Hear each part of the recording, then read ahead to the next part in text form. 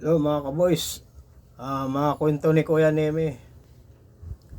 Yung kumpare ko, bago rin sa Maynila, gusto niyang pumunta ng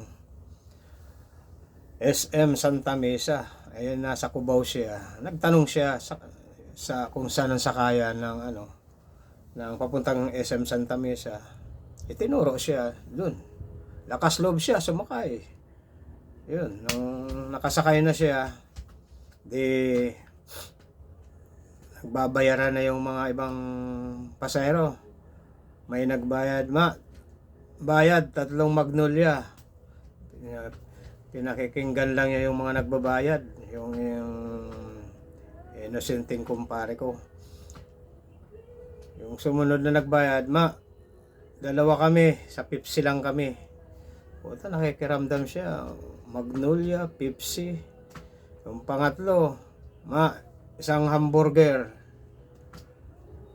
Puta na, puros puros pinakikinggan niya yung mga salita. Magnolia, Pepsi, burger.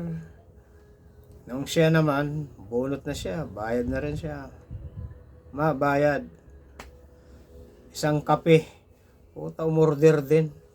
Di ba mga yun, mga lugar lang yun na pag pupunta kang Santa Mesa, nakita mo yung Magnolia, Pepsi, burger.